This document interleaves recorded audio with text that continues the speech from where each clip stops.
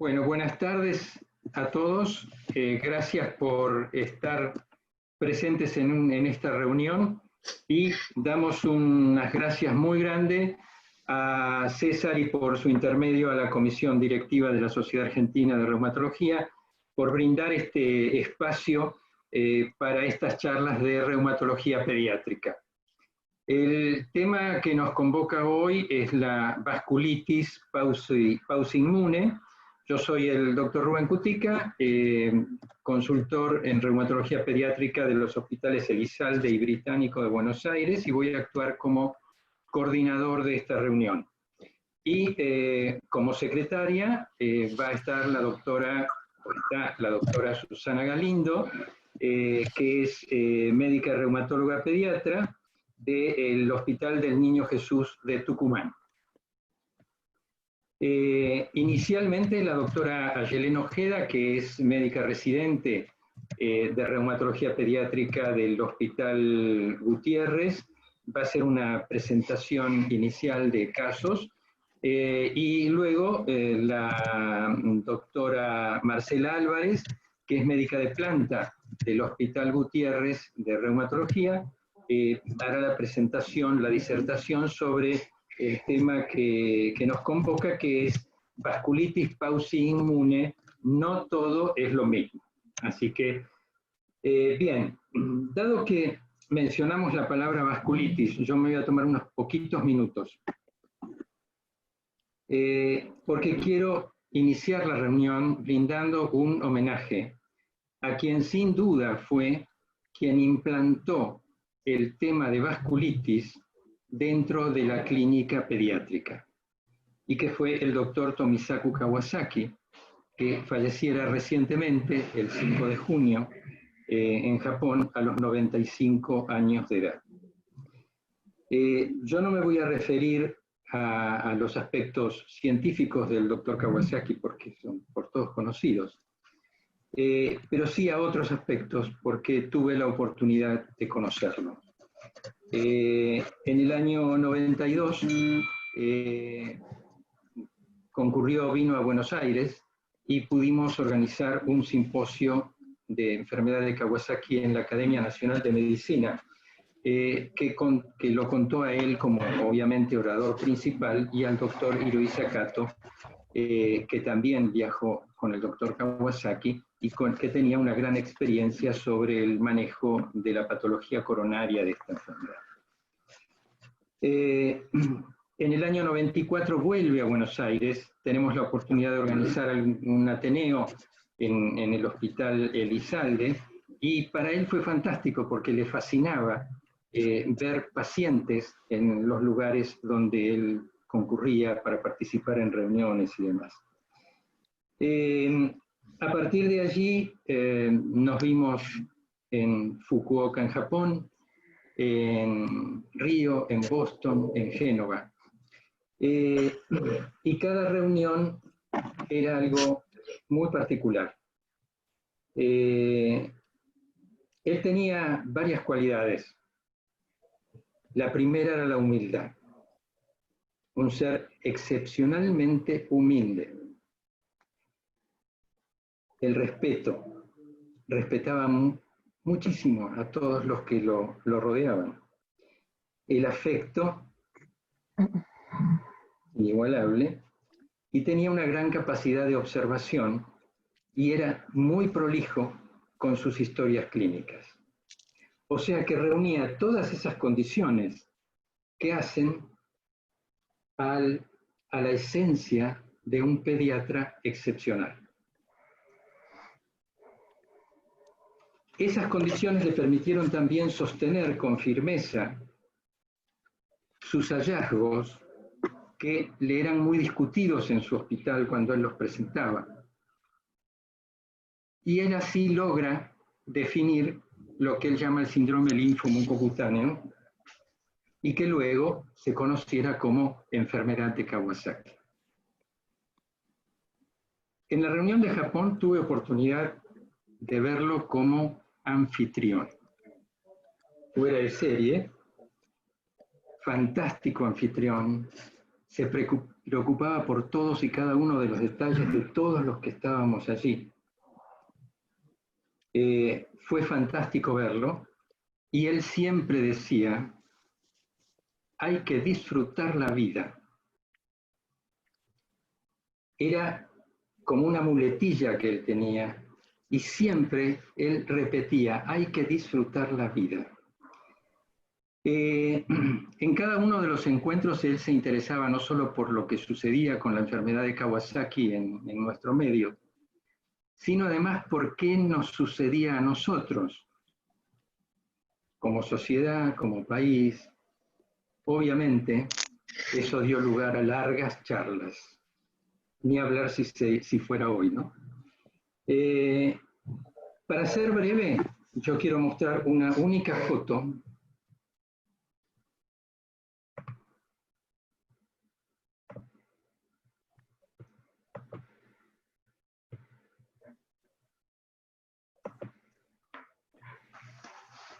que muestra el afecto.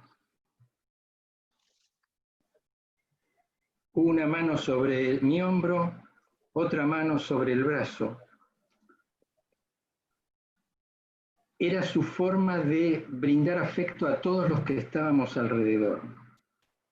Esto que hoy nos dicen que el COVID no lo permite, pero que hacen a la esencia del ser humano, y hacían a la esencia de un ser humano como él. Este es un breve homenaje y le damos las gracias al doctor Kawasaki por sus enseñanzas.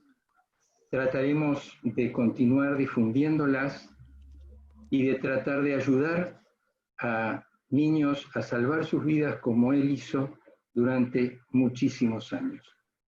Gracias, doctor Kawasaki. Muchas gracias por sus enseñanzas. Este fue el breve homenaje y ahora tenemos que continuar. Y vamos a continuar con Ayelén. Entonces le pedimos a Ayelén que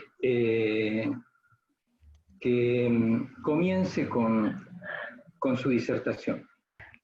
Bueno, antes que nada, buenas tardes a todos los participantes. Estoy muy agradecida de que me permitan participar en esta charla. La idea inicial, mi participación en esta charla en realidad es un poco introductoria, presentando una serie de pacientes, casos clínicos, que sirvan como desencadenante de una serie de preguntas que tratará de Marcela responder en su presentación. Inicialmente nuestra idea es presentarles en forma muy breve y algo que todavía no está terminado, sino que se encuentra en curso, pero estuvimos haciendo una revisión de los pacientes con vasculitis pauciinmune que estuvieron o están en seguimiento en el servicio en estos últimos años y mostrarle un poco lo que encontramos. Hasta el momento recolectamos 21 pacientes, 90% mujeres. La forma de presentación más frecuente fue la poliangiitis microscópica, seguida por la forma localizada en riñón, con una edad media de presentación de 11 años. Como es descrito, un ANCA positivo en el 90% de estos pacientes, siendo las formas más frecuentes el ANCA-P y el MPO. En relación a las manifestaciones clínicas más frecuentes, encontramos que más del 50% de los pacientes tenían síntomas constitucionales, sobre todo fiebre, astenia y en algunos casos descenso de peso, seguida con manifestaciones a nivel de la piel, las formas más frecuentes, la vasculitis leucocitoclástica y lesiones purpúricas, y en un mismo porcentaje un síndrome pulmorrenal, seguido en frecuencia por manifestaciones en lo que es vía aérea superior, y le siguen en menor frecuencia compromiso de otros órganos.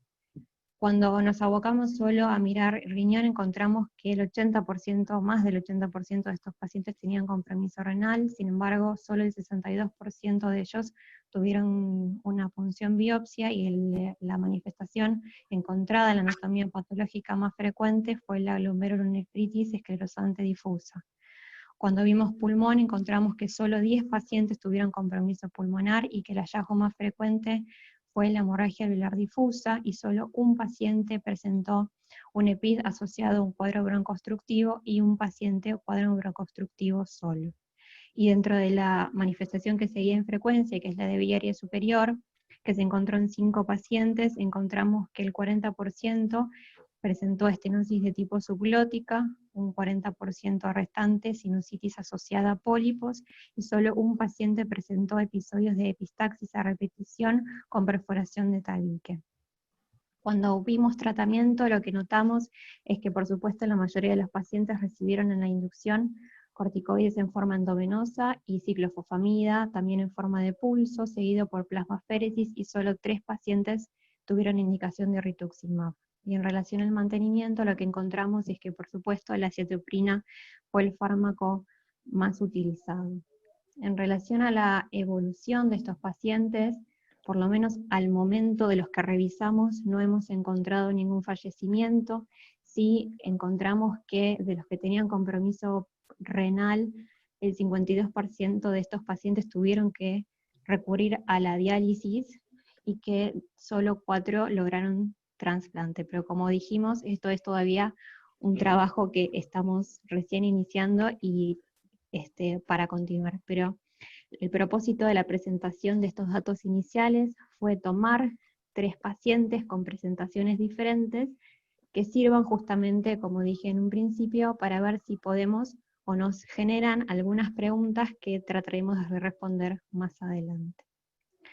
En relación al primer caso clínico, es una niña de 12 años que nosotros conocemos, en realidad el servicio toma en contacto con ella en enero del 2003, derivada por un servicio de otorrinolaringología para descartar una vasculitis. Cuando se realiza la historia clínica, se toma conocimiento de que esta nena tiene una historia previa de 2 años con antecedente de un edema en párpado superior derecho, que consultó en múltiples oportunidades a un servicio de oftalmología, donde recibió tratamientos locales diferentes, desde corticoides, antibióticos, antihistamínicos, sin mejoría.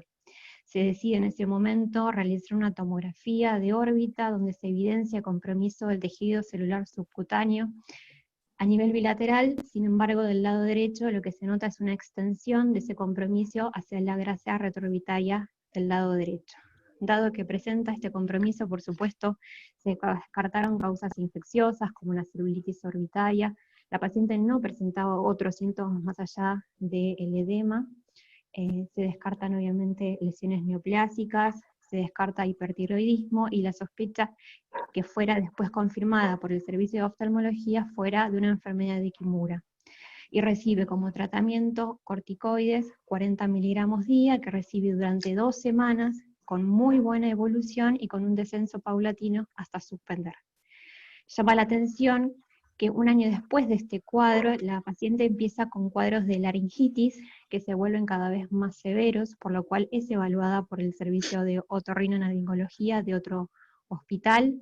Se empiezan a hacer una serie de estudios, y en esos estudios lo que se evidencia es en una tomografía, no sé si logran ver la flecha, lo que señala es una estenosis a nivel subglótico, que también se observa en una fibrolaringoscopía, y se realiza una biopsia donde lo que se evidencia es una laringitis de tipo crónica, reagudizada e inespecífica. Dentro de los estudios que se le solicitaron a este paciente, presenta un inmunológico con ANCA-C y PR3 positivo. Es de destacar, sin embargo, que este resultado, cuando uno hizo la evaluación retrospectiva, ya lo presentaba en octubre del 2001, pero en ese momento la paciente no había sido evaluada.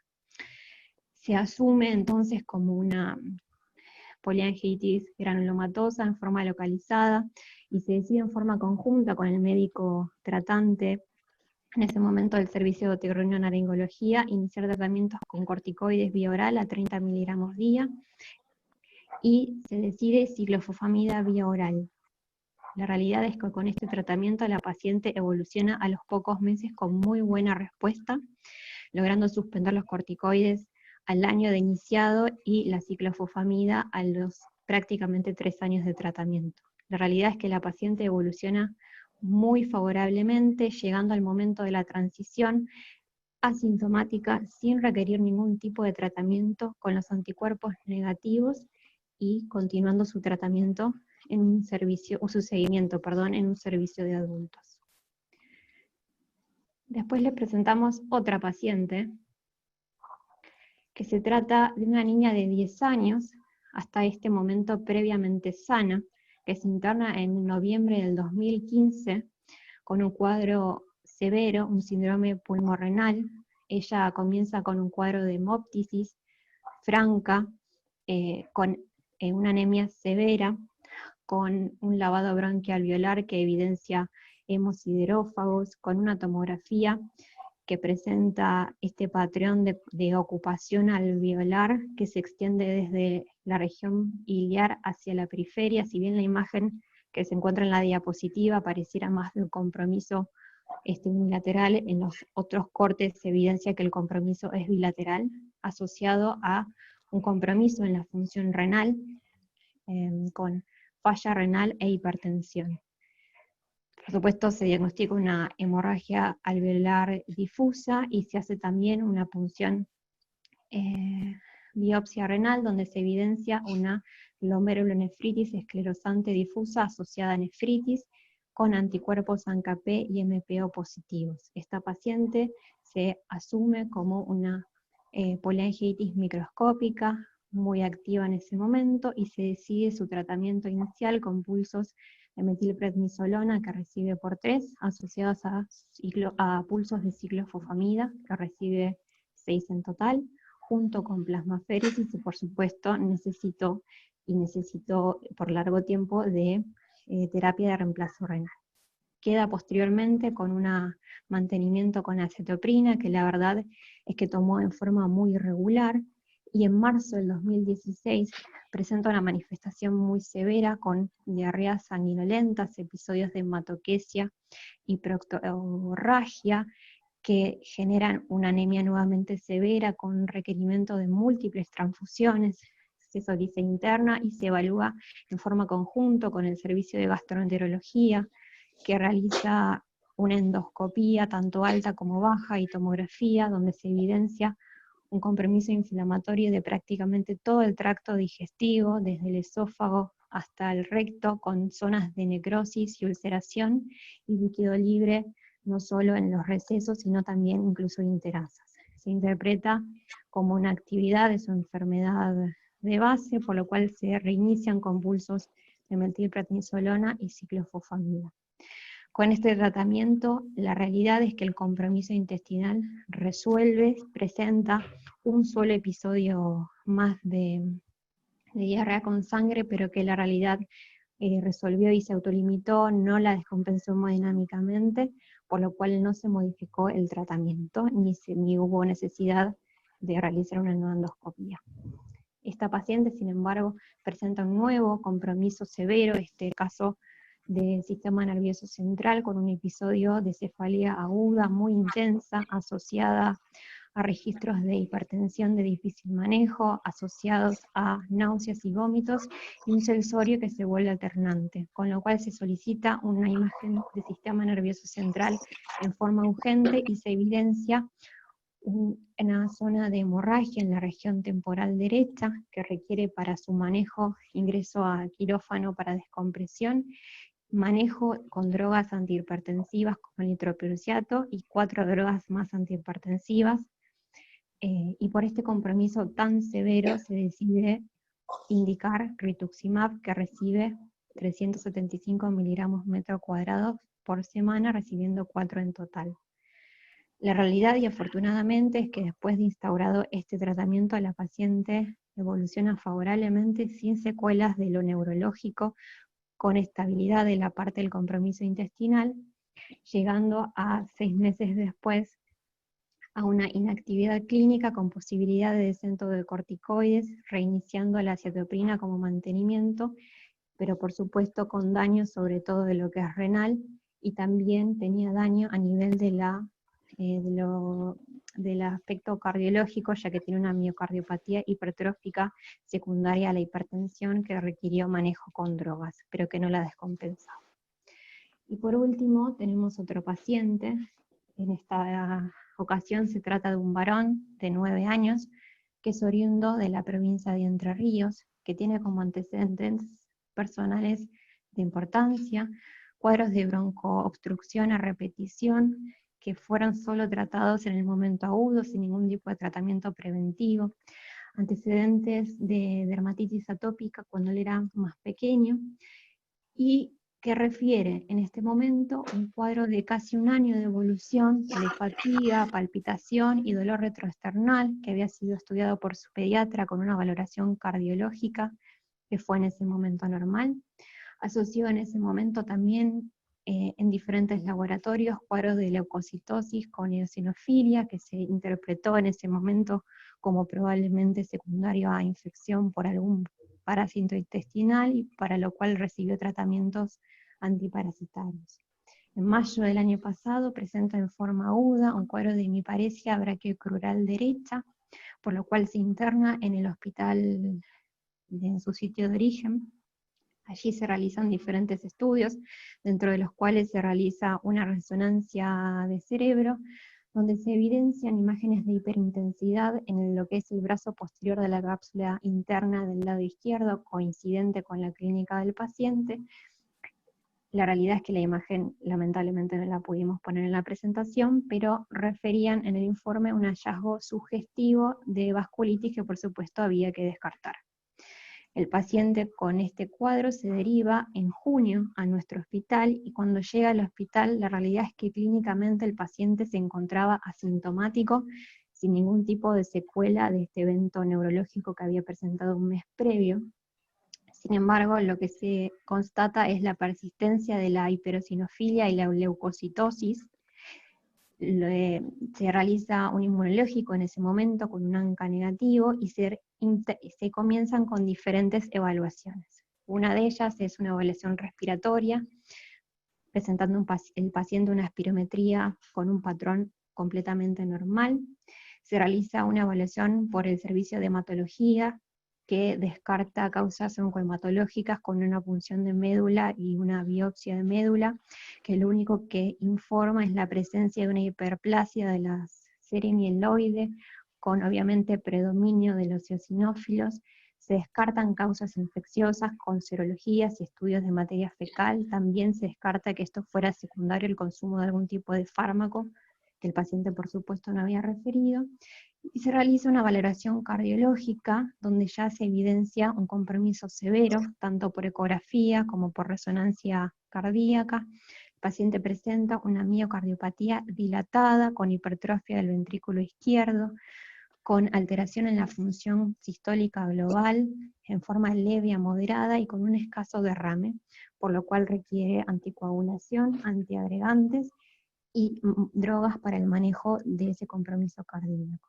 Se realiza inicialmente un ateneo interdisciplinario con todos los servicios que lo evaluamos en ese momento, y se asume inicialmente como un síndrome hiperosinofílico primario, para lo cual recibe tratamiento con corticoides a 40 miligramos día e hidroxiurea, que es un fármaco que se utiliza como para disminuir la proliferación celular.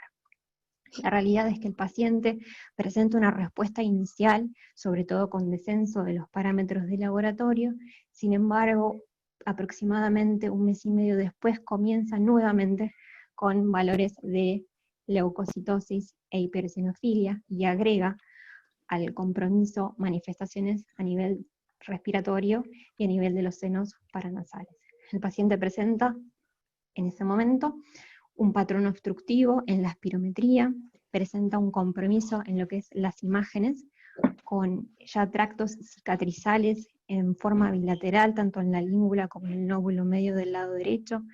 Presenta dilatación bronquial con engrosamiento de la pared de los bronquios, y si bien no se evidencia en forma clara en la tomografía, tiene un infiltrado que es muy tenue, difícil de valorar en la imagen que se presenta en la diapositiva, pero a predominio basal. Cuando se realiza una imagen de los senos paranasales, lo que se evidencia es engrosamiento mucoso de ambos senos frontales, de ambos senos maxilares, de las celdillas etmoidales, incluso de la mucosa del oído medio y hasta las mastoides. En este contexto, con este nuevo cuadro clínico, el antecedente y la presencia de hiperosinofilia, y habiéndose descartado por un examen genético las mutaciones para síndrome hiperosinofílico primario, se realiza un nuevo ateneo y se redefine, se rediagnostica como una granulomatosis eosinofílica con poliangeitis, por lo cual el paciente inicia tratamiento con pulsos de metilprednisolona que recibe 3, continuando luego con corticoide vía oral, ciclofosfamida, que recibe en total 6 pulsos, y en forma conjunta con el servicio de neumonología, y dado el compromiso que presenta a nivel respiratorio, se acuerda utilizar el mepolizumab, que es un fármaco anti-interleuquina 5, que bueno, es una de las citoquinas que media la función del eosinófilo, y que se está aprobado para el uso de pacientes con asma a partir de los 6 años, que no responden al tratamiento habitual. Se adhiere al tratamiento que se inició, y aparte el tratamiento preventivo con aerosol terapia. La realidad es que una vez que el paciente comienza con el tratamiento, se nota una franca mejoría de los valores en el laboratorio. La parte cardiológica, si bien tiene un poco ya de daño, la realidad es que logra mantenerse estable, y sí lo que persiste es algo de compromiso a nivel respiratorio, pero si se asume por ya el daño que existe a nivel pulmonar. Sin embargo, el paciente logra mantener una función cardíaca estable y lograr descenso de esteroides, y se encuentra actualmente en tratamiento con mantenimiento con azathioprina. La idea de la presentación de estos casos era mostrar 3 escenarios clínicos diferentes de patologías que se encuentran bajo una misma nomenclatura, que es la vasculitis asociada a ANCA. Y esto es lo que nos generó como pregunta, es si es todo lo mismo, si estamos frente a diferentes enfermedades, o si esto se trata de distintos espectros de una misma enfermedad. Bueno, ahora voy a comenzar con la charla y tratar de responder un poco a las preguntas que nos hizo Ayelem. Quería agradecer a Javier por la invitación, y también a la Sociedad Argentina de Reumatología. Y bueno, la charla se llama Vasculitis pausoinmune en pediatría, no todo es lo mismo. Esta es parte de la bibliografía recomendada para leer en niños principalmente, y más que nada la agenda va a estar vinculada o dirigida a por qué se presentan estos diferentes escenarios clínicos. Inicialmente vamos a comparar un poco con la población con adultos, vamos a ver un poco la evolución de los criterios de clasificación, hablar un poco de patogenia y la expresión clínica. De esa manera vamos a demostrar que no todo es lo mismo, como frase principal de esta charla. Las similitudes y diferencias entre los 3 espectros de la enfermedad, un poco del curso y el tratamiento, esto de clústeres que hay en pediatría, y algunas reflexiones al final.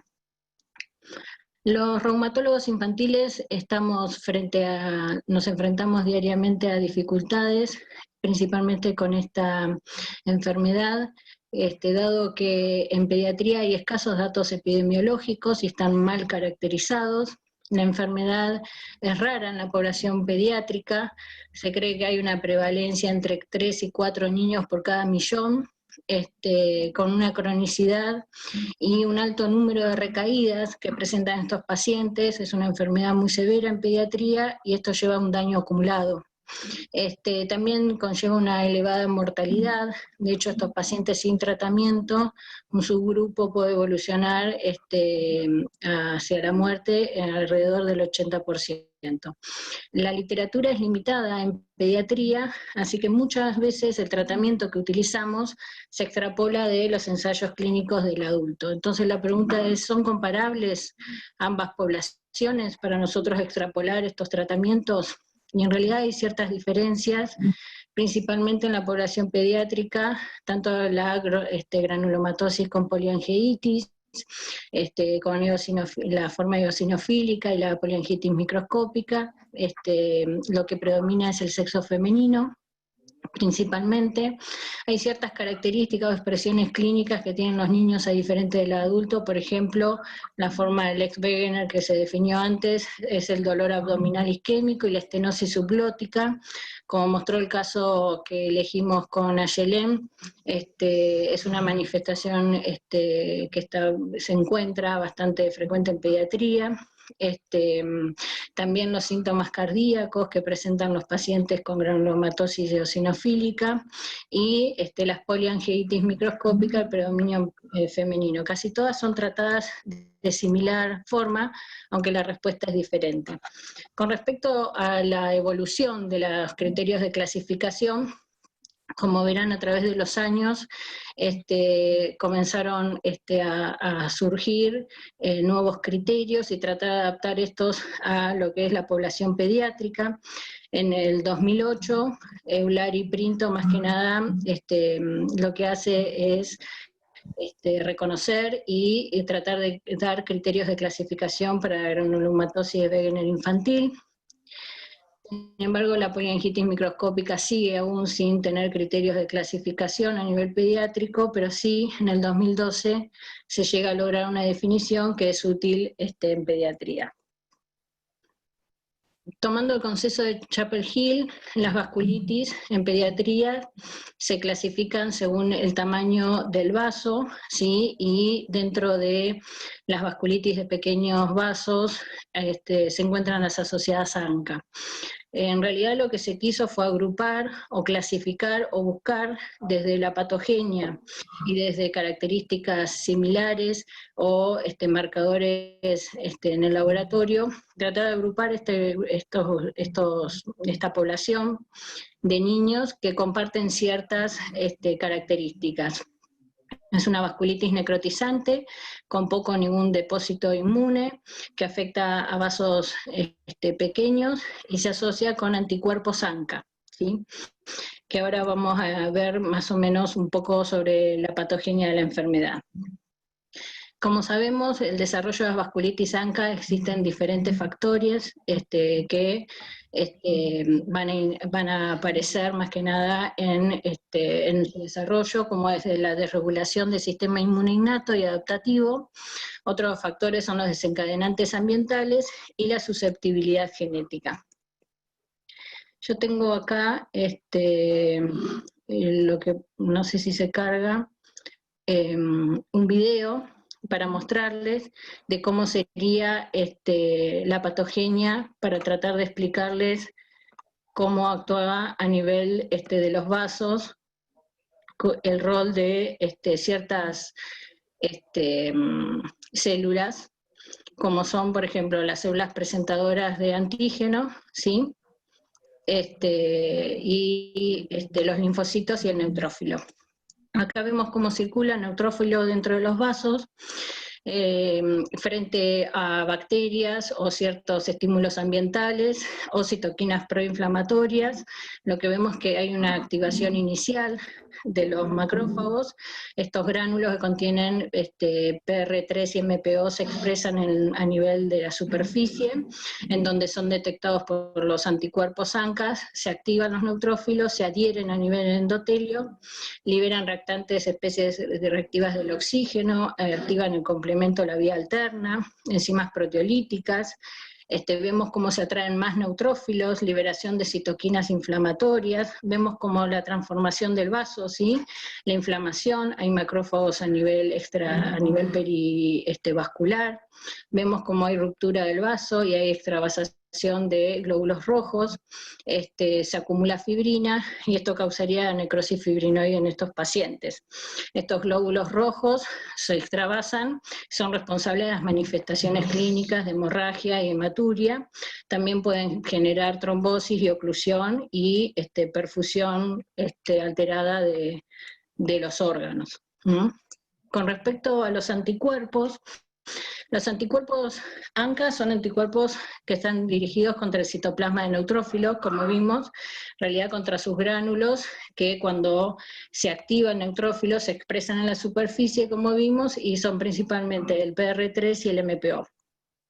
Cuando hablamos de PR3, diríamos que casi es específico de la granulomatosis con poliangiitis, y cuando hablamos del MPO, principalmente hablaríamos más de poliangitis microscópica y la forma de granulomatosis eosinofílica.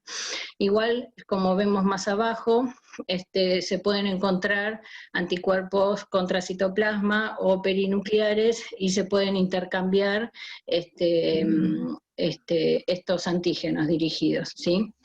Ahora, ¿por qué son importantes estos antígenos, estos anticuerpos, ya sean PR3 o MPO?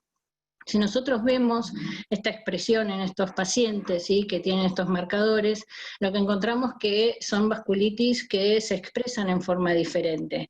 Y una de las causas principales, como vemos en este cuadro del Marqués, son las asociaciones genéticas. ¿Sí? Vemos que hay distintos genes que pueden expresar, o ya sea el PR3 antígeno o el MPO, y los anticuerpos dirigirse a ellos. Entonces, ¿qué los diferencia? Muchas cosas, por eso estamos hablando de son distintas, distinto espectro, distintas manifestaciones clínicas, porque se observan en razas diferentes, tienen distinta expresión genética, distinta patogenia, porque como vemos, por ejemplo, el PR3 se asocia más a desarrollo de granulomas y vasculitis, mientras que el MPO más que nada vasculitis hacia fibrosis, ¿sí?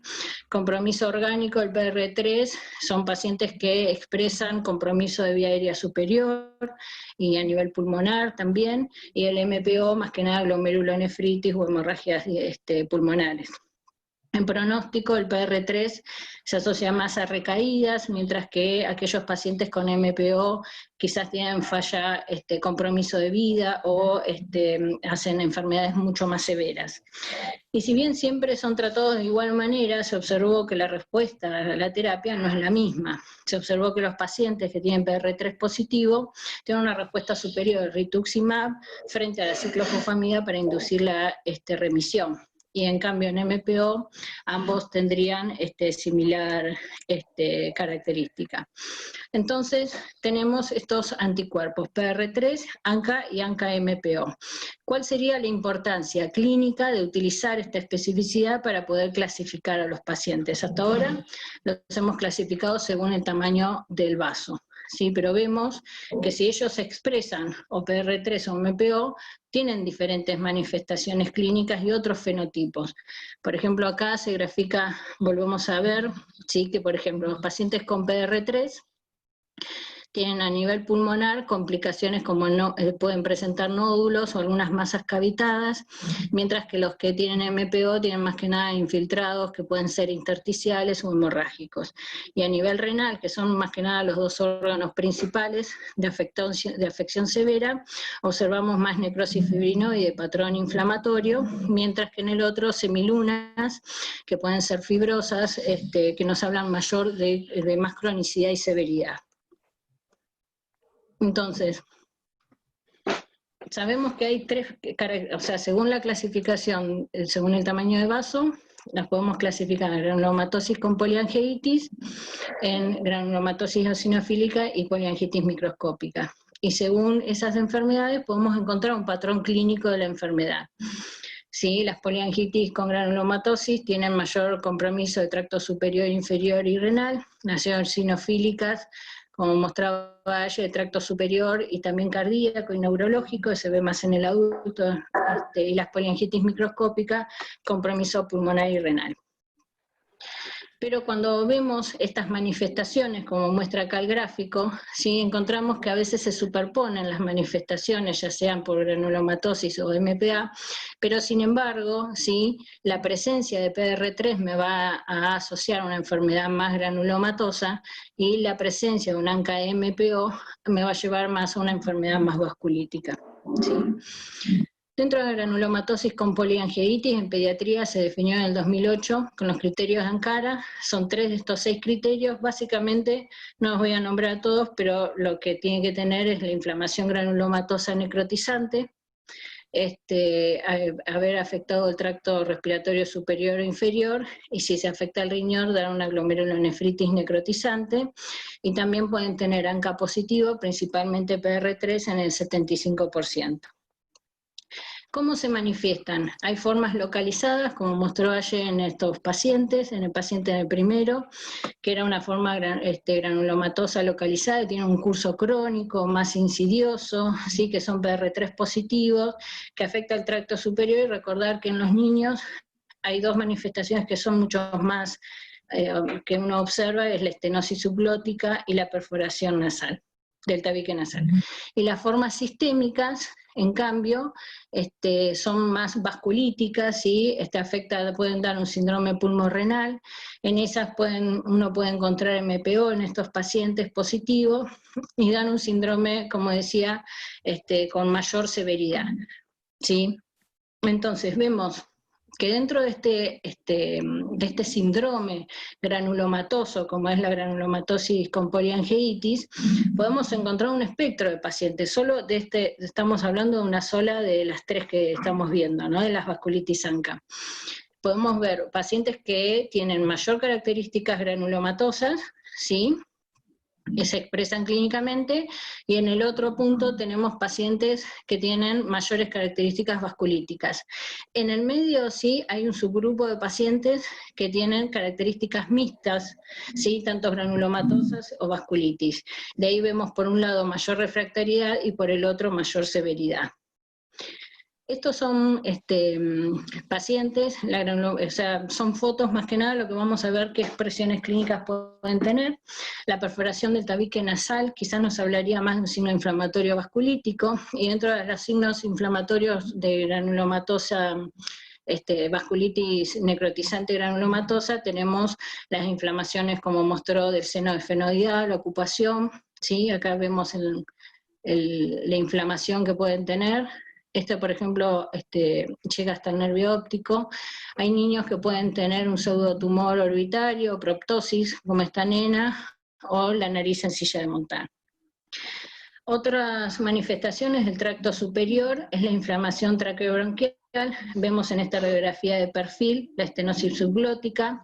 Cuando uno realiza una endoscopía y toma biopsia, no siempre encontramos todos los hallazgos de, por ejemplo, un granuloma, que es lo que uno buscaría, y hay que recordar que la distribución es irregular, ¿sí? Y acá vemos ejemplos, ¿sí?, de endoscopías.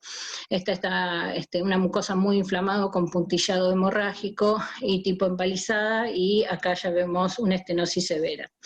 Cuando esta inflamación llega a ser transmural, uno de los estudios que uno puede pedir es una reconstrucción con tomografía, en donde podemos ver si el grado de afectación de la pared y de profundidad. Otra de las expresiones de la granulomatosis con poliangeitis son los nódulos pulmonares y la cavitación. Los nódulos pueden ser solitarios o múltiples. En los niños se ven entre 1 a 4 centímetros, quizás en adultos pueden llegar hasta 10. Pueden tener o no cavitación, pueden tener infiltrados inespecíficos y fijos, ¿sí? Y pueden no tener síntomas, por lo tanto muchas veces hay que buscarlos. Con respecto a la granulomatosis con poliangeitis eosinofílica, como mostró Ayelem, estos pacientes pueden tener un pródromo prolongado de asma y rinitis alérgica, con poliposis nasal, y después sobreviene un periodo de hipereosinofilia. Este periodo se caracteriza porque hay infiltrados de eosinófilos a nivel del parénquima orgánico de los órganos, y eso lo que genera es inflamación, ¿sí? Y genera en una etapa final de vasculitis sistémica. Estas manifestaciones pueden ser también extrapulmonares y dar manifestaciones cutáneas, pólipos nasales, miocardiopatías y la polineuritis, y también compromiso gastrointestinal. Entonces, esta es una vasculitis granulomatosa necrotizante, rica en eosinófilos, que afecta principalmente a nivel de respiratorio, con asma y eosinofilia. Pueden ser ANCA negativos estos pacientes. En general, si tienen un ANCA, a veces lo vemos más relacionado con compromiso renal, que la verdad es que no es para nada frecuente en niños.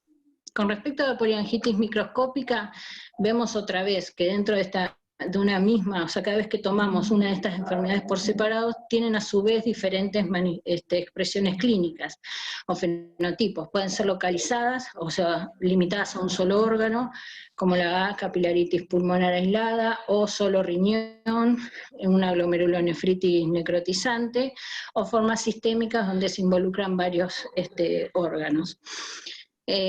Recientemente se ha descrito lo que es la enfermedad intersticial y fibrosis pulmonar asociadas a estas enfermedades. Recordar que la poliangitis microscópica es la única que no tiene inflamación granulomatosa. Cuando se asocia este síndrome pulmorrenal tiene una alta probabilidad de evolucionar el riñón a enfermedad renal terminal, y el 33% de los pacientes ya debutan con insuficiencia renal y pueden requerir diálisis desde el diagnóstico. Ambas enfermedades, la poliangitis microscópica y la granulomatosa, que son dentro de la rareza en pediatría, son las más frecuentes de encontrar, tienen como expresión clínica de hemorragia alveolar difusa, que se asocia más que nada, es una expresión vasculítica, ¿no?, de ambas enfermedades. Se considera una manifestación grave con una alta mortalidad hasta el 25%. Acá vemos infiltrados de ocupación de espacio alveolar, se ven en general, son más bivasal y peribronquial, y acá lo que quería mostrarles este ejemplo es que algunos pacientes, por ejemplo, esta es un Wegener donde tiene una masa cavitada y además hizo una hemorragia pulmonar. Recordar que la triada es la presencia de hemoptisis, de caída rápida de la hemoglobina y infiltrados alveolares. Pero esta triada es incompleta, no vamos a esperar siempre la hemoptisis, porque hay un tercio de pacientes que pueden no tener hemoptisis, y la anemia no siempre es tan significativa, hay signos a veces de hemorragia más solapadas, y pueden no tener una caída importante. Con respecto a las enfermedades intersticiales, se han descrito que están vinculadas a la poliangitis microscópica, porque principalmente al anticuerpo MPO. Y se pueden observar en forma de vidrio esmerilado, donde todavía hay inflamación, este paciente además tenía una glomerulonefritis, o si no ya en el estado de fibrosis con panal de abeja. No está claro si la patogenia tiene que ver la fibrosis, si es directamente por el MPO o en realidad es una manifestación de la enfermedad o una comorbilidad aislada. Lo que sí se sabe, ¿sí?, que estas enfermedades pulmonares intersticiales, cuando presentan anticuerpos ANCA, se pueden asociar también a fibrosis. Lo importante es que tenemos que saber, y a vasculitis, ¿sí? Cuanto más se asocian a vasculitis, ANCA o poliangitis microscópica o enfermedades sistémicas, son los pacientes que obviamente requieren mayor inmunosupresión. Aquellos que es aislada o que ya está en estado fibrótico, obviamente en estos casos uno podría plantear quizás el uso de antifibróticos. Este es un ejemplo de la literatura, es una nena de 6 años que tenía ya previo diagnóstico de poliangitis microscópica, que comienza con dedos en palillos de tambor y se hace radiografía, ya estaba en estado avanzado de compromiso pulmonar con fibrosis. Y cuando se hace la biopsia pulmonar, lo que se ve igualmente es un infiltrado a nivel y un engrosamiento alrededor de los vasos con un infiltrado neutrofílico. Entonces, a nivel pulmonar, ¿qué podemos decir? Que existe un espectro, ¿sí?, de pacientes que si tienen un EPR3 positivo, uno debería pensar quizás más en inflamación granulomatosa, ¿sí?, y si esos son pacientes que tienen MPO positivo, una expresión clínica más vasculítica, ¿sí?, con hemorragias, por ejemplo, sangrado pulmonar. Por eso no importaría tanto la nomenclatura si es una granulomatosis de Wegener o una poliangitis microscópica, sino quiero mostrarles el peso que tienen en estos casos los anticuerpos, la presencia de PR3 o MPO. En el Chauche-Strauss, este es un artículo que salió este año, es un consenso, y ellos también marcan lo mismo, ¿sí? Marcan que en realidad cada una de estas enfermedades encontramos como un espectro, no siempre cumplen todos los criterios y se las pueden clasificar. Es un espectro de enfermedad que puede haber un predominante fenotipo vasculítico, como podemos ir a otra punta que es un predominante fenotipo eosinofílico, ¿sí? Y en el medio tenemos pacientes que pueden tener ambas manifestaciones.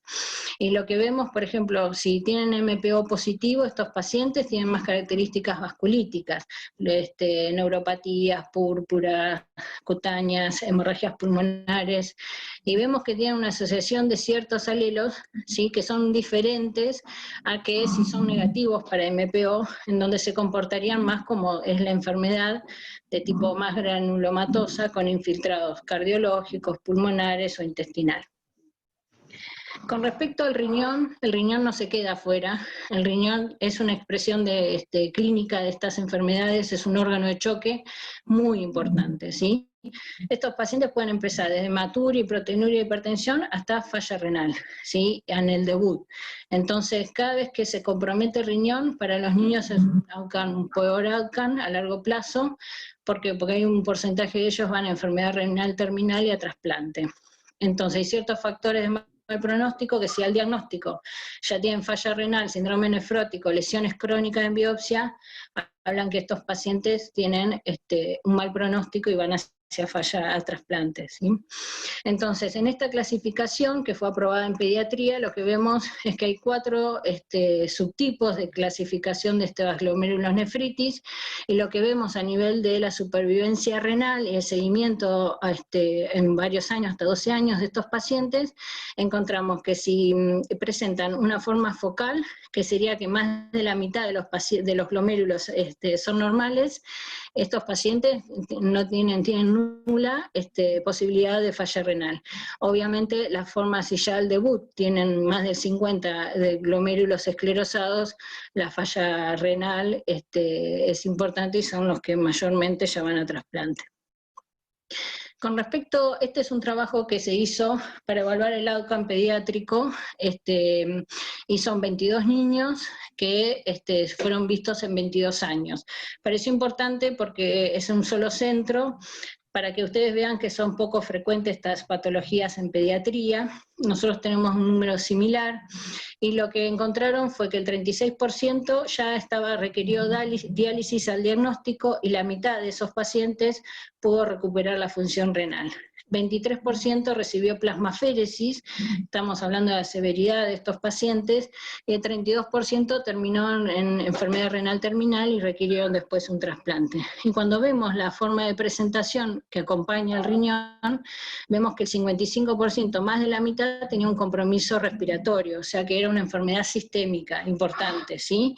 Y cuando vemos la sobrevida libre de recaída, vemos que en el primer año, año y medio, es donde se ven más que nada la mayor recaída de estas enfermedades.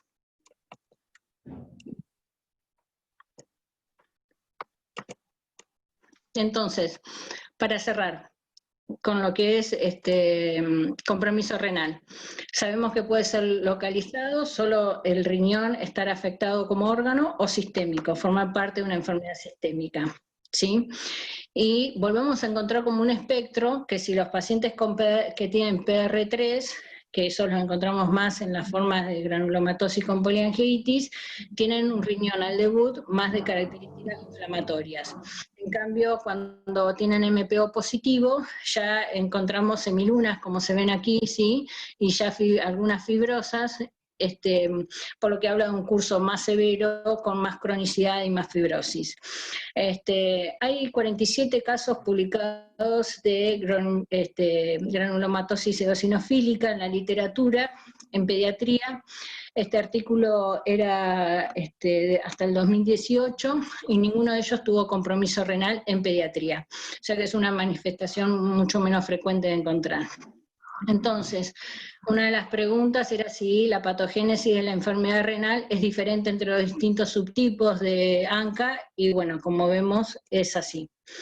Con respecto al sistema nervioso central, que también me pidieron que desarrolle, en realidad no es una manifestación habitual en estas enfermedades, pero obviamente cuando está comprometido estamos hablando de una severidad importante. Son pacientes sumamente graves, y bueno, es el ejemplo que mostró también Ayelem, ¿no? Es muy raro que ellos debuten con compromiso del sistema nervioso central.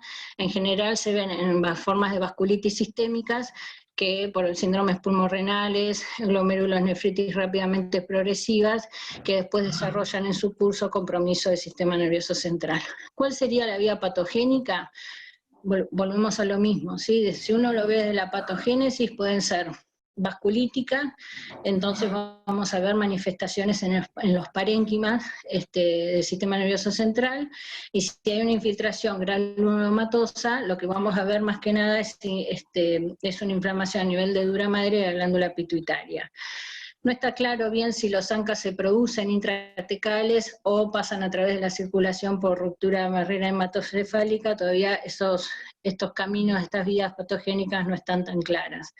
Pero pasa lo mismo, ¿sí? Tenemos un espectro, porque dentro de lo que es el compromiso del sistema nervioso central, si el paciente presenta lesiones más que nada del nervio óptico, que pueden ser por infiltración de granulomas, o compromiso de dura madre, hipertrofia, disfunción hipoficiaria, se comportaría más como una forma granulomatosa, y hay otros subgrupos de pacientes que también tienen compromiso del sistema nervioso central, pero tienen manifestaciones vasculíticas, como ACV isquémicos, trombosis del seno venoso, ACV hemorrágicos, y como esto compromete a los pequeños vasos, no siempre la resonancia puede ayudarnos, y a veces lo que nos dan son imágenes más inespecíficas, como se pueden ver, más difusas, o a nivel de la línea media. Esto después del tratamiento, que mucho no ha mejorado, y acá refiere en este caso publicado, es que ha mejorado y se encuentra levemente a nivel de meninges, inflamación. Entonces, ¿qué quiero más que nada dejar como mensaje? Que no siempre es importante lo que sería el tema de las nomenclaturas y que los pacientes ingresen dentro de criterios de clasificación estrictos, ¿sí? Sí se requieren los criterios de clasificación para homogenizar grupos de pacientes, pero en la práctica clínica uno tiene que tener cierta mirada diferente, ¿sí? Conociendo siempre que la fisiopatogenia es compleja, que a veces bajo el mismo nombre podemos tener diferentes fenotipos de expresión clínica, y esto va a desafiar sumamente los agrupamientos de enfermedades. Entonces, como puntos claves me parece importante acá la participación de los anticuerpos ANCA, ya sea PR3 o MPO, porque tienen diferente expresión clínica, como vimos, porque dan un espectro de enfermedades diferentes, con diferentes genéticas, con diferentes respuestas terapéuticas, y los pronósticos también vimos de recaídas y de gravedad también. Por eso en este artículo lo que hacen más que nada llaman a evaluar más en la práctica clínica, ¿sí? Que a evaluar si el paciente primero, si es un paciente severo o no severo. O sea, si tiene las características de enfermedades severa o no. Aquellos que no son los que no comprometen un órgano vital y no tienen riesgo de vida. Y en general esos grupos de pacientes tienen características más granulomatosas. En cambio, aquellos que tienen características más vasculíticas serían sin duda pacientes que tienen después una evolución más severa, ¿sí? Entonces, planteando si la clasificación realmente tiene que ser a través del tamaño del vaso, sí, también no debería ser, o por lo menos nosotros pensarlo de la práctica, evaluar según el fenotipo y la especificidad del ANCA. En este estudio, que también es de este año, ellos comentan que en realidad dividen en 3 categorías que son diferentes a las que vimos antes, de Chapel Hill, que es más que nada por el fenotipo clínico y la especificidad, y era lo que les contaba, ¿sí? Las formas no severas, que son aquellas que en general tienen PR3 positivo o ANCAs negativos, que tienen características más granulomatosas, en general el riñón no estaría afectado, no comprometen la vida, tienen alto riesgo de caídas. En cambio, el espectro final son pacientes, por ejemplo, con MPO positivo, que tienen características vasculíticas, ¿sí? Hemorragia pulmonar, compromiso renal severo, que tienen alto riesgo de vida, y en este caso tienen menor recaída, pero alto riesgo de mortalidad. Entonces, esta es una foto de los anticuerpos con respecto a la subclasificación y el espectro de enfermedad, que era lo que planteamos del inicio. La mejor forma de subclasificar las vasculitis asociadas a ANCA ha sido un debate de larga data, y si bien ya vimos que comparten ciertas características, se diferencian en la expresión clínica, en la severidad y en la evolución. De ahí viene la frase de la charla, no todo es lo mismo, ¿sí? Todo el espectro de estas enfermedades vamos, como mostré antes, de enfermedades granulomatosas hasta manifestaciones clínicas vasculíticas, desde enfermedades que tienen múltiples recaídas a mayor riesgo de vida. También diferencias genéticas en los tratamientos. Y no olvidarnos que aparte hay un subgrupo de pacientes que están entre ambos espectros, que tienen patrones mixtos y que tienen patrones que se superponen tanto clínicos como serológicos.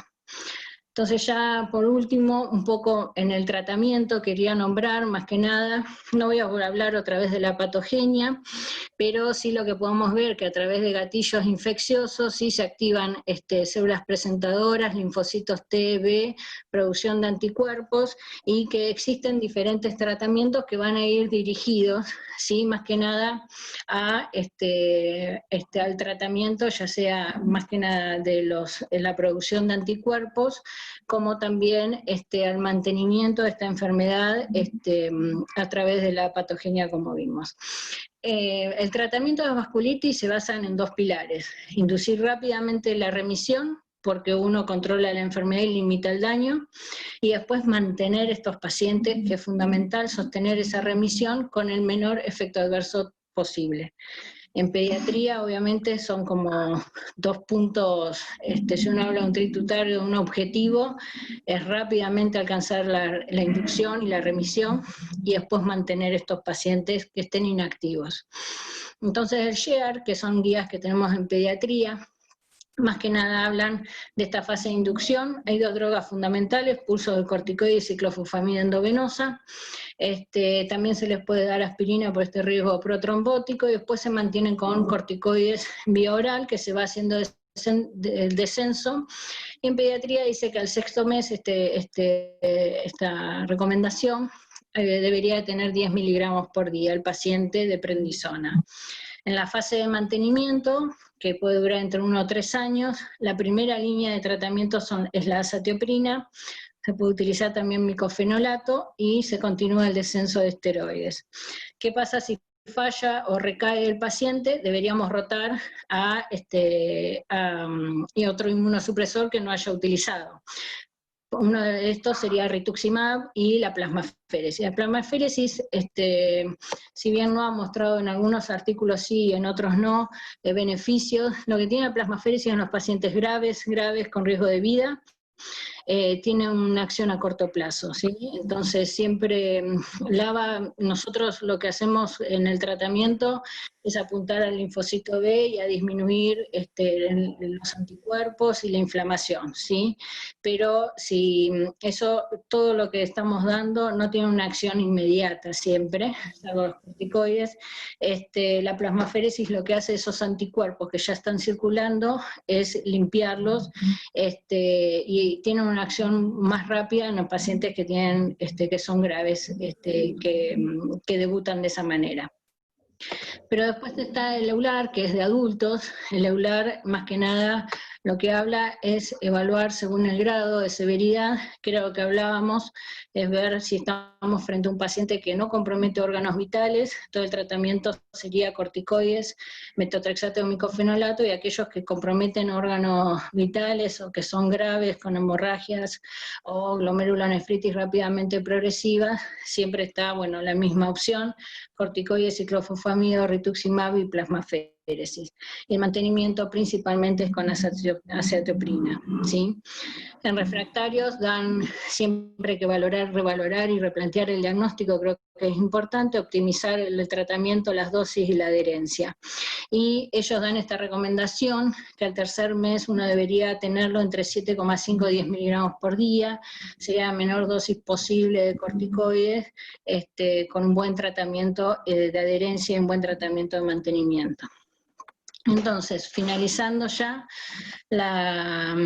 como reflexiones que podemos dar, probablemente hasta la fecha no hay un solo descriptor clínico serológico que pueda clasificar mejor a estos pacientes. la vasculitis asociada a ANCA representa como un continuo de fenotipos de enfermedad que están anclados en ciertos patrones patogénicos, como dijimos, o ya sea predominantemente granulomatoso o predominantemente vasculítico. Hay un concepto que es una entidad que abarca un espectro de fenotipos clínicos, entonces creo que el mensaje principal es tratar de entender un poco la patogenia y el fenotipo clínico que se presenta al paciente en la práctica diaria y hacer una medicina más personalizada, ¿sí? Más que la necesidad de que cumpla estrictamente con los criterios de clasificación o que esté bajo una nomenclatura especial, ¿sí? Se necesita de nuestra parte aumentar más lo que es la comprensión de la patogénesis, el mejor manejo de estas enfermedades, y bueno, recordar que no podríamos hacerlo sin un abordaje que sea multidisciplinario. Nosotros en el servicio, la verdad es que contamos con servicios de excelencia en neumonología, en nefrología, que vemos en conjunto siempre a estos pacientes. Bueno, muchísimas gracias. Bueno, muchas gracias a todas las dos disertantes, tanto a Yelén como a Marcel. Excelente la clase, como siempre, Marce, muchas gracias.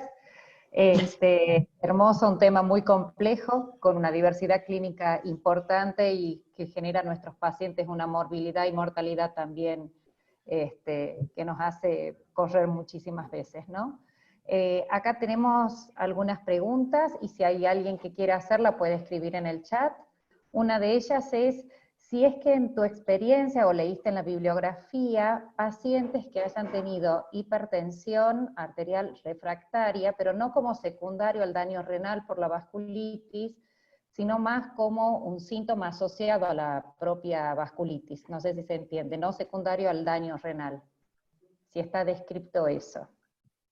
No, en general se ve secundario a o sea, el nivel de esto de tamaño de vaso se ve más que nada secundario a glomerulonefritis, al compromiso renal que presentan. No tanto a lo que sería extrarrenal, eso es lo que me querés preguntar. Exacto, como un síntoma extrarrenal propio de la vasculitis, no por daño renal en sí. No, en realidad el compromiso es de pequeños vasos y es intraparenquimatoso, principalmente es así, más que de grandes vasos más grandes. Perfecto. Otra de las preguntas era, ¿qué opinión tenías vos acerca de los anticuerpos ANCA, pero en otras patologías reumáticas? Que a veces podemos ver quizás algún Schelling-Henoch con un ANCA, pero en un patrón atípico ya. Claro, en otras enfermedades el ANCA puede manifestarse y ser un anticuerpo más a lo que son las enfermedades autoinmunes. Si bien vimos que puede ser patogénico, no habla siempre de actividad de la enfermedad. Sí, nosotros en pediatría lo que vemos a veces son superposición de enfermedades, que eso se ve frecuente, pero si está un anticuerpo aislado solo dentro de otra enfermedad, no tendría por el momento ninguna otra relevancia. En algunos pacientes quizás puede dar algo más vasculítico, como hablaba, pero no tiene una relevancia clínica en general, sí, salvo que hablemos de superposición de enfermedades como entidades propias. Seguro, perfecto. Y por último, por ejemplo, ¿qué tipo de féresis utilizamos en pediatría, si es por centrifugación o filtración normalmente? No, sí, entiendo que es por filtración, nosotros no lo manejamos a eso, lo hacen más que nada la gente de hemoterapia. En general se hacen no menos de 5 féresis, sería lo ideal, y días por medio, pero sí, lo hacen Bien. ellos. Los hace la gente de hemoterapia. Sí, eso no te sé decir. Perfecto. Y otra consulta, pregunta acá de los médicos. En los pacientes que ya están en remisión y han suspendido el tratamiento, ¿en qué tiempo han visto promedio que han recaído y cuánto tiempo después de la suspensión del tratamiento? Bueno, estos pacientes evolucionan, la verdad es que con bastantes recaídas, son bastante refractarios y es difícil, no siempre se entran en remisión rápidamente, al contrario, evolucionan en forma de recaídas, en forma recurrente. Según los trabajos que mostré, eran alrededor del año y medio promedio, tenían la mayoría de recaídas, ¿sí? Y nosotros hemos suspendido, no muchos pacientes, pero sí hemos llegado a suspender medicación. ¿Cuánto tiempo tardan hasta desde que se suspenden y entran en remisión? No te sé decir. Bien, perfecto. Otra de las preguntas, y una doctora que es residente de inmunología, y ella quiere preguntar si al momento de definir un tratamiento desde el punto de vista del compromiso pulmonar, ¿te influiría a vos el tipo de infiltrado celular con respecto a si es eosinófilo o linfocito para definir el tratamiento? Sí, cuando tenemos un compromiso a nivel pulmonar, uno de los diagnósticos diferenciales que uno puede hacer es el lavado bronquialveolar, y ahí podemos determinar si hay eosinofilia principalmente, o más que nada neutrófilos. También, bueno, se utiliza en hemorragia pulmonar, como mencionó Ayelén. En general lo que ayuda más que nada es las imágenes y la expresión en el laboratorio de presencia de ANCA y de otros órganos que comprometen también, que se encuentran acompañando al compromiso sistémico. Pero sí, yo creo que sí, una hipereosinofilia en el lavado también nos orientaría, tendríamos que tenerla también a nivel periférico. Bien, perfecto. Si bien hay varias preguntas, por cuestiones de tiempo quizá vamos a ir limitando, voy a dar paso a la última. Si en todos los pacientes en los cuales sospechas el diagnóstico es necesario realizar la biopsia localizada del órgano, o hay alguna situación en la que no la hicieras. Sí, más que nada lo que es tracto respiratorio superior, que es más accesible, lo que son pólipos a nivel de senos, uno podría intentar hacer la biopsia porque confirmaría más que nada el diagnóstico si hay alguna duda.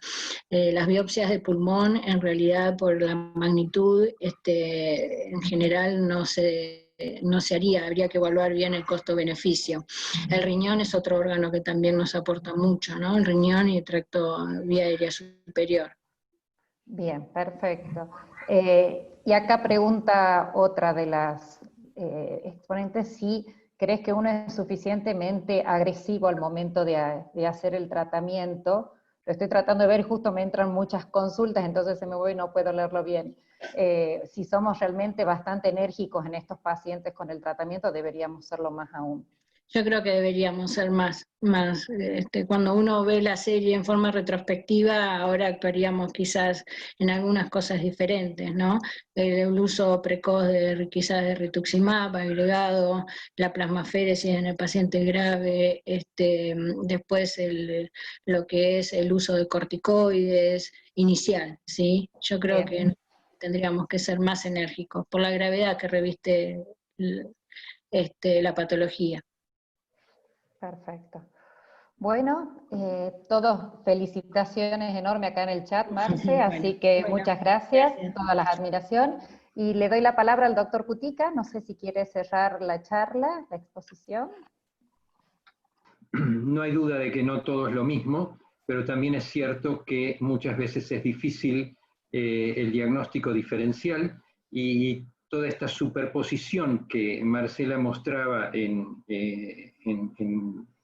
la sintomatología, en la clínica de estas patologías, hace que sea muy difícil muchas veces ubicarlas. Yo felicito a Marcela particularmente por su exposición muy completa, muy buena, y bueno, y agradecemos a todos los presentes, y nuevamente agradecemos a la Sociedad de Reumatología por brindarnos la posibilidad de tener un espacio de reumatología pediátrica para poder desarrollar estas actividades. Gracias a todos, gracias a la sociedad, y bueno, nos vemos en la próxima. Bueno, así es. Buenas noches y muchas gracias a todos. Hasta luego. Gracias.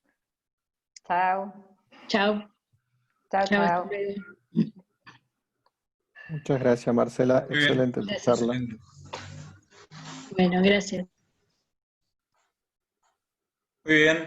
Muchas gracias a todos. Gracias, Bueno, César, a vos. Muy bueno. amable. Que tengan Nos buenas vemos. noches. ¿Cuándo es Hasta la próxima, Javier?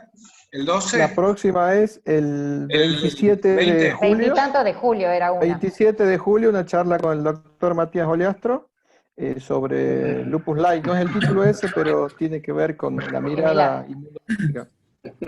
Bueno, la semana que Perfecto. viene, el 21, les cuento que vamos a hacer una charla de lupus en adultos y va a estar Camasta discutiendo los casos. ¿Cuándo, Excelente. perdón, Que están César? invitados. El ¿La 21 semana de la julio? semana próxima, el 21, El martes, perfecto. el martes. Bien, buenísimo. Así que Dale. bueno, Bueno, un abrazo a Estamos. todos. Muchas gracias. Muchas gracias. Nos vemos. Hasta Hasta luego. luego. Chao, Suerte. chao. Chao. chao, nos Hasta vemos. luego. Chao, gracias. Hasta luego, doctor. Muchísimas gracias. Chao, Gracias. Marcelita. Gracias a todos. Gracias. Gracias. Mesaina. Gracias, Chao, doctora. Susana. Chao.